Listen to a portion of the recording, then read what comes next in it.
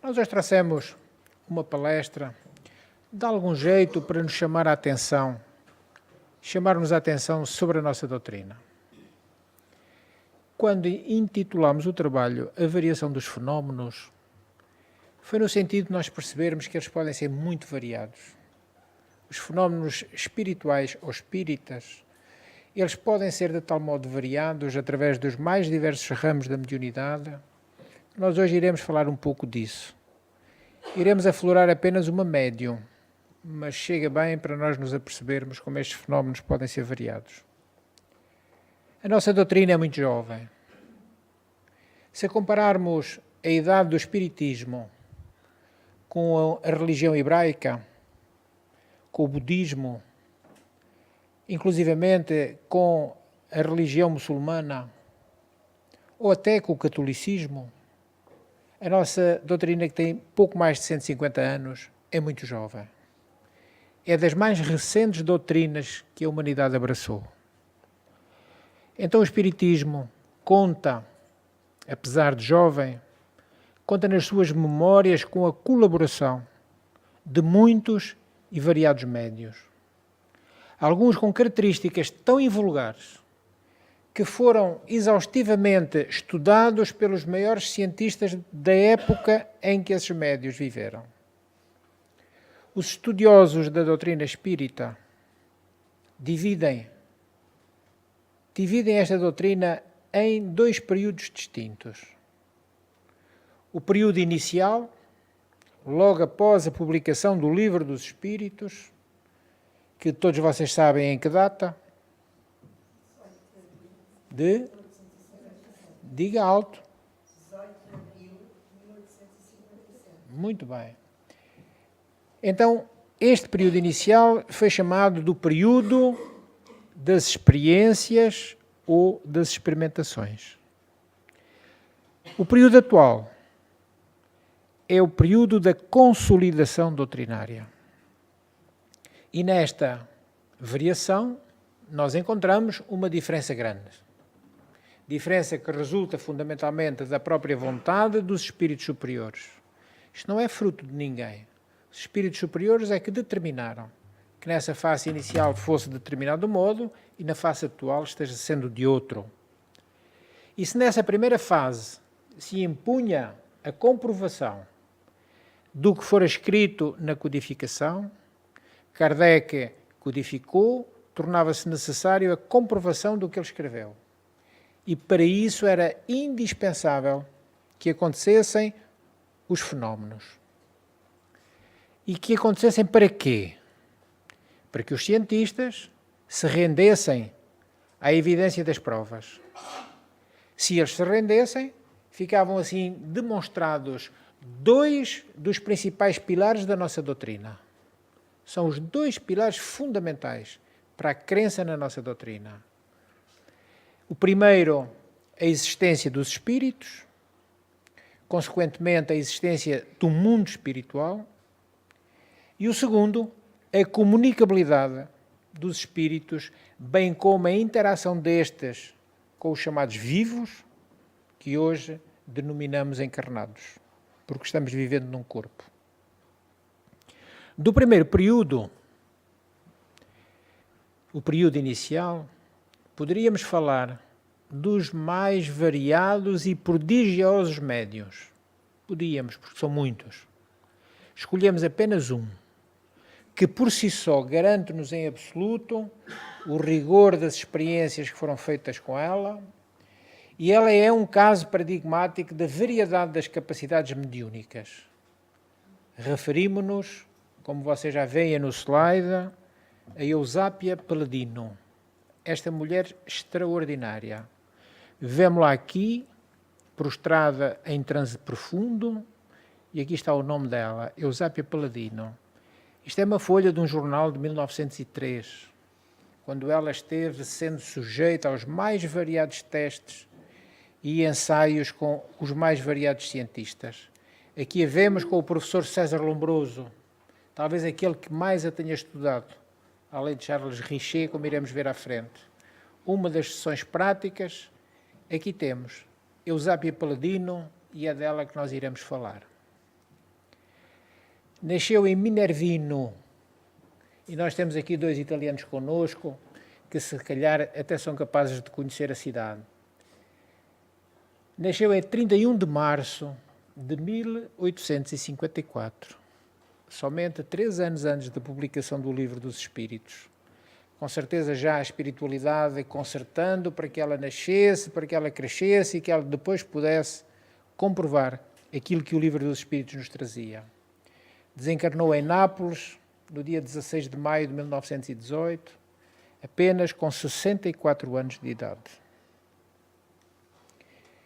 Era de pequena estatura, talvez mais gorda que magra, com as suas mãos muito pequeninas, e era uma mulher de grande simplicidade da alma. Aqui vemos esta mulher extraordinária. Embora não possuísse uma cultura intelectual elevada, nem média sequer, não sabia ler. E no princípio da sua colaboração científica, ela quase não falava o italiano, apenas o dialeto napolitano. Mas tinha, dizem os seus biógrafos, uma finura de trato extraordinária e que era profundamente inteligente.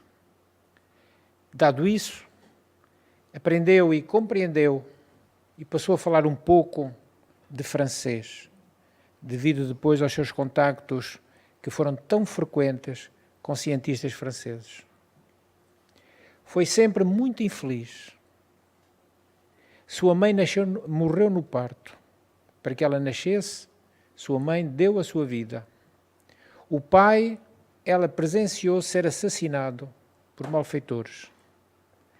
O seu marido explorou-a e maltratou-a. Como era muito generosa e praticamente dava tudo quando ganhava, acabou morrendo abandonada e na maior das misérias. Longa foi a sua carreira de médium, que se iniciou de uma maneira curiosa, diremos até muito curiosa. À altura em que ela já frequentava algumas sessões espíritas, estava em Nápoles uma senhora de origem inglesa, que casara com um napolitano de nome Damiani, e numa sessão em que essa senhora inglesa assistia, foi transmitida a seguinte mensagem escrita.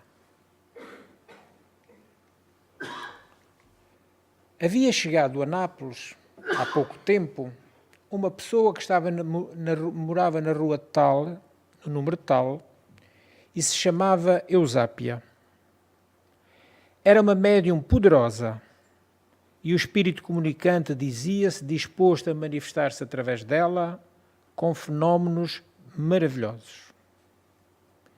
A mensagem não caiu em saco roto e a senhora Damiani decidiu ir investigar nessa morada e, para seu espanto, encontrou alguém morando ali de nome Eusápia, como a mensagem referia, e era Eusápia Paladino. Mal a colocaram numa mesa, de imediato se dá a comunicação com o espírito, que se apresentou como sendo John King. Depois de porfiados estudos, alguns biógrafos chegaram à conclusão que este nome não era o nome verdadeiro do espírito. Ele era Henry Morgan, aquele que foi um pirata muito conhecido das Caraíbas. E ele afirmou, nessa primeira sessão, que não a abandonaria mais até ao fim da sua vida, sendo o seu mentor para os trabalhos da mediunidade. Revelou até, inclusive, que numa reencarnação atrasada, ele tinha sido o pai da médium. Facto curioso. Não é a morte que nos separa das nossas ligações.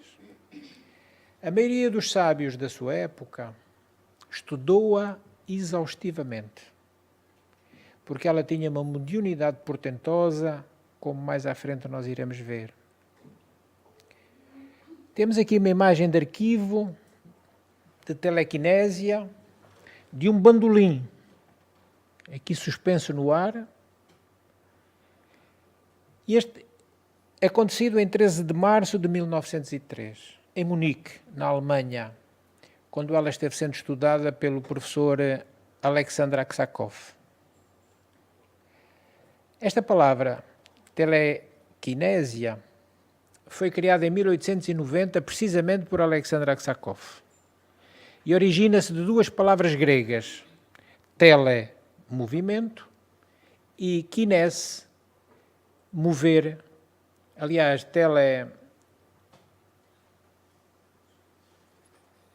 as duas juntas, mover à distância. Telemover, kinese, distância, mover à distância. Mover à distância com quê e como? Pela capacidade mental. Ser-se capaz de movimentar fisicamente um objeto apenas com a força psíquica, a força da mente. E esta movimentação dava-se àquela época por meios que a ciência considerava inexplicáveis. Nós hoje sabemos que isso é possível. Comunicarmos à distância pela mente, movimentarmos objetos com a mente, hoje nós sabemos qual é já um pouco a força mental que nós podemos ter. Imaginemos um dia, quando nós formos senhores deste conhecimento mais profundo e, sobretudo, para melhor desenvolvermos as nossas capacidades, imaginemos o que será a força do pensamento na oração. Se podemos movimentar objetos com a mente, como não podemos alongar-nos a distâncias insondáveis para que a nossa prece se faça presente onde ela é necessária. Um dia lá chegaremos. Então, o valor mediúnico desta mulher que estamos descrevendo é atestado na parte de uma carta do conde e doutor Hércules Chiara ao professor César Lombroso e que nós passamos a referir. Ouçam com atenção. Atada a uma cadeira ou segura pela força dos braços dos presentes, ela atrai os móveis que a rodeiam. Levanta-os, sustém-nos no ar e os faz descer com movimentos ondulatórios, como se obedecessem a uma vontade estranha. Aumenta ou diminui o seu peso. Golpeia as paredes, o teto e o chão, com ritmo e cadência, respondendo aos convites dos assistentes. Clarões parecidos com os da eletricidade saem do seu corpo. Envolvem-na ou rodeiam os assistentes dessas cenas maravilhosas. Desenha o que deseja sobre o papel. Números, assinaturas, nomes, frases, estendendo apenas a mão para o sítio indicado. Escrita direta. Coloca-se num lugar qualquer da habitação, uma bacia com argila úmida, encontram-se, depois de alguns instantes, a impressão de uma mão grande ou pequena, a impressão de um rosto admirável em traços e precisão desses traços, visto de frente ou de perfil, e de cada qual pode tirar-se um molde. Esta mulher eleva-se no ar, sejam quais forem os laços que a retenham, ficando como que deitada no vazio, contrariando todas as leis da estática e parecendo desafiar as leis da gravidade. Faz soar instrumentos de música, órgãos, campainhas, tambores, como se estivessem sendo tocados por mãos ou agitados pelo sopro de gnomos invisíveis. Esta mulher, em certas condições, pode aumentar a sua estatura em 10 centímetros. é como que uma boneca de borracha. É como que um autómato novo adquire formas raras. Quantas pernas e braços tem? Não o sabemos. Enquanto os seus membros estão seguros pelos assistentes mais incrédulos, vemos aparecer outros sem saber de onde saem. O seu calçado torna-se muito pequeno para conter os pés aumentados. E esta circunstância faz supor a intervenção de um poder misterioso. Muda de lugar algumas peças da indumentária dos concorrentes, das pessoas presentes. Acaricia e retorce-lhes os bigodes, dando ocasião a que reparta algum estalo, pois tem os seus momentos de mau humor. Os espíritos todos não são santos. É sempre uma mão grosseira e calosa. Já se disse que as de Eusápia são pequenas. Essas mãos têm grandes unhas e quase sempre estão umedecidas, fazendo estremecer ao seu contacto, porque passa do calor ao frio glaciar do cadáver. Esta mão deixa-se apertar e observar com atenção, tanto como permite à luz do ambiente, e acaba por erguer-se, ficando suspensa no ar, como se estivesse amputada, parecendo as mãos de madeira que são expostas nos mostruários das casas de luvas. Depois disto, é desnecessário dizermos que o professor César Lombroso aceitou o desafio. Médico, psiquiatra, criador da moderna antropologia criminal, o professor César Lombroso investigou Eusápia desde 1891, praticamente quase até a altura do seu desencarne, e rendeu-se, em absoluto, à evidência dos factos que constatou. Outros se lhe seguiram. Já falámos, Alexander Aksakov, filósofo, conselheiro de Estado do czar das Rússias, professor na Universidade de Leipzig, aí o temos. O professor Charles Richet, pai da moderna fisiologia humana, Prémio Nobel de 1933, precisamente de fisiologia, que em certo período, este homem, Charles Richet, foi talvez o maior adversário da mediunidade. Era absolutamente descrente de que os médiuns possuíssem qualquer tipo de capacidade de comunicação com os mortos. Não acreditava na mediunidade, com certeza dada a sua formação científica de médico. Muitos outros, que seria fastidioso da nossa parte, e até desnecessário enumerarmos, porquanto todos chegaram à mesma conclusão. Os fenómenos que esta mulher provocava eram verdadeiros e muito diversos. Alguns estendiam-se por horas, deixando a médium visivelmente esgotada. Foram sempre fenómenos objetivos. Movimento de objetos, afastados dela muitos metros e pesando muitos quilos, numa demonstração inequívoca de levitação. A levitação nós hoje sabemos que é possível. A ciência hoje compreende como isso acontece. É a anulação do peso material. Se nós contrapusermos ao peso material uma outra força que anula esse peso, qualquer objeto levita. É fácil nós percebermos. Quem de nós não conhece o ímã? Todos sabemos o que é o ímã. Esse elementozinho que, quando aproximado do ferro, de imediato o atrai. Verdade ou mentira? Vamos pensar que temos 100 gramas de ferro numa balança. Do outro lado, a balança não tem nada. O que é que acontece? O prato da balança com ferro desce ou não? Desce. Agora aproximamos dessas gramas de ferro um ímã.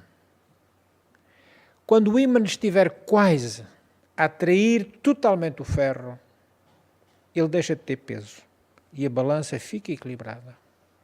Claro, aproximando um pouquinho mais o ímã, o ferro de imediato é atraído ao ímã. Vemos que temos aqui uma força magnética contrariando o peso do ferro. Também é possível aos espíritos gerarem uma força que contrarie o peso material. É assim que acontece a levitação, isto hoje, de todo o jeito, aceite plenamente pela ciência.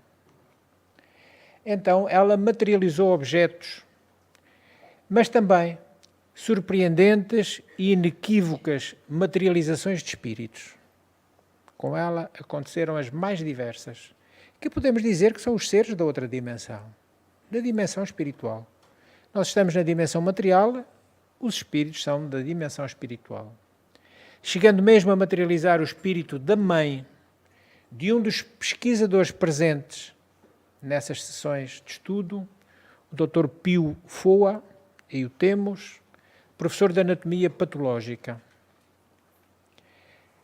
Apesar do seu sucesso, entre aspas, o sucesso das suas capacidades mediúnicas, conservou esta alma sempre a sua origem humilde, a sua generosidade espontânea, o prazer de ajudar e de agradar. Através desta e de outras mediunidades, a espiritualidade superior dá por encerrado o primeiro período, um período extraordinário. Até mais ou menos à quarta, quinta década do século passado, 1940 a 1950, os fenómenos eram constantes em todo o lado. Era o primeiro período. Estava provado e comprovado o mundo espiritual. Todas estas experiências foram permitidas porquanto eram úteis à divulgação da doutrina dos espíritos. Era a utilidade que daí resultava, o interesse, a busca do saber porquê, como. E isso foi muito útil ao espiritismo. Hoje, estes fenómenos continuam a desenvolver-se, mas apenas por motivos úteis e quase sempre em privado. Já não é mais necessário os espíritos comprovarem nada. Hoje eles acontecem longe das vistas mundanas, que se eventualmente a eles assistissem, seria apenas por curiosidade. Seria sem nenhum interesse pela doutrina. O interesse era apenas ver um espírito ou sentir um espírito. A doutrina não lhes diria nada. Então a espiritualidade já não compactua mais com isso. O interesse para que as coisas aconteçam é-no reservado a fim de que possa ser útil, muitas vezes ajudando outros, que é o que acontece muitas vezes nas sessões de desobsessão. Os espíritos se fazem presentes, sim, encaminhando aqueles que com ódio, com raiva, ainda não se libertaram desses sentimentos baixos e muitas vezes querendo ainda acertar-nos o passo a nós, que com eles somos devedores. Ai de nós, não fossem os espíritos bons para nos evitar muita coisa complicada. Então desiludam-se. Aqueles que procuram as casas espíritas apenas para assistirem a números de mágica ou assistirem a espíritos comunicantes, malabaristas e adivinhos, porque se materializasse aqui um espírito neste instante, a maioria das pessoas o que lhe perguntaria era coisas para satisfazer a curiosidade, ao invés talvez de lhe perguntar coisas úteis, coisas que pudessem ajudar a crescer em termos espirituais. Então é pouco provável que tal aconteça, dado o superior empenho da espiritualidade que apenas se manifesta quando necessário, para fraterna ajuda desinteressada. Para isso os espíritos comparecem. Quanto havia a ser comprovado, dissemos e repetimos, já o foi. Através daqueles que poderiam dar credibilidade às experiências. A classe científica. Os maiores e mais renomados nomes de ciência do século XIX e do princípio do século XX foram eles que comprovaram os postulados espíritas. Tudo se encontra escrito. tudo se encontra publicado em diversas línguas e em variados países. Se ainda houver dúvidas, se ao resto ainda houver dúvidas, não se rendam à inércia, nem à negação por negação. Porque se o fizerem sem se inteirarem do conteúdo, viverão apenas no desconhecimento. E isso nós sabemos que desconhecimento não é bom para ninguém. Jesus disse-nos, primeiro mandamento, amai-vos. Segundo mandamento, instruí-vos. Tão importante quanto o primeiro. Então vejam como nós temos o dever moral de nos instruirmos acerca das coisas, de todas as coisas, mas das coisas espirituais ainda muito mais. Porque somos espíritos. Logo precisamos de saber como nos comportarmos, como nos aceitarmos, como vivermos, para que realmente quando regressarmos a casa a nossa viagem seja tranquila e a nossa chegada mais tranquila ainda. Nas palavras do Espírito Viana de Carvalho, esse homem extraordinário, que também foi homem de letras brasileiro, ele afirma: a mediunidade é a faculdade que nos traz a consolação prometida pelo Senhor e de que todos se fazem intermediários, porque todos somos médiuns. Uns mais do que outros, é lógico, mas todos temos no mínimo intuição. Todos intuímos, logo temos essa capacidade de sentir os espíritos. E continua Viana de Carvalho, hoje na doutrina espírita, o fenómeno mediúnico mais importante é o da moralização do homem.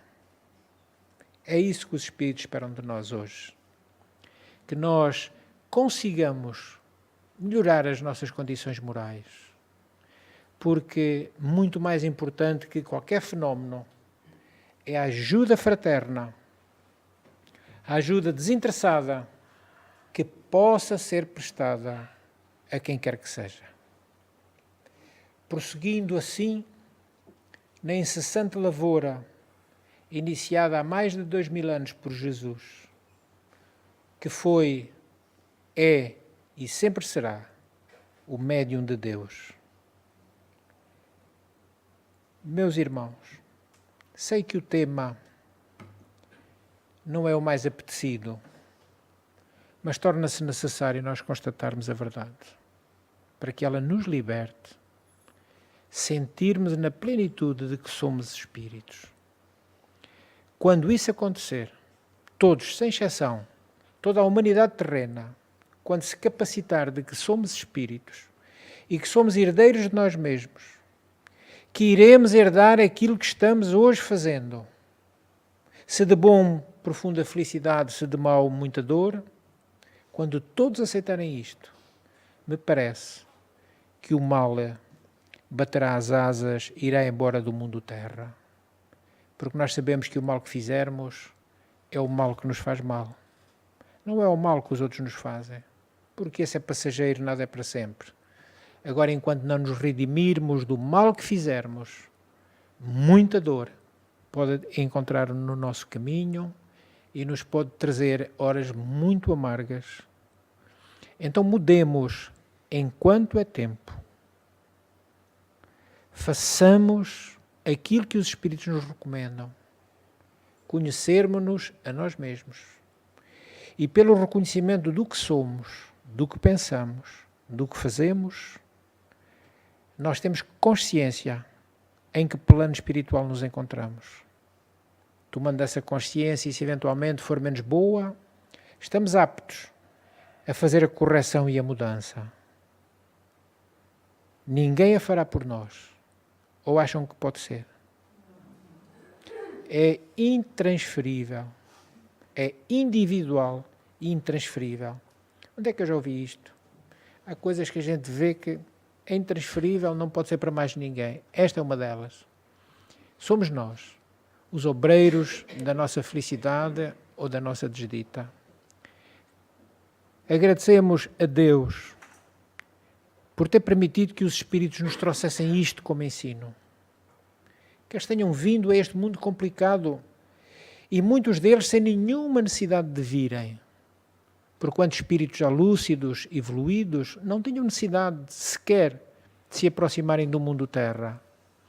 Mas por abnegação e amor, eles o fizeram, trazendo-nos as mais variadas comunicações para nos ajudarem a evoluir. A eles a nossa gratidão, e aos senhores que atentamente me ouviram, a minha gratidão também. Que Jesus nos abençoe.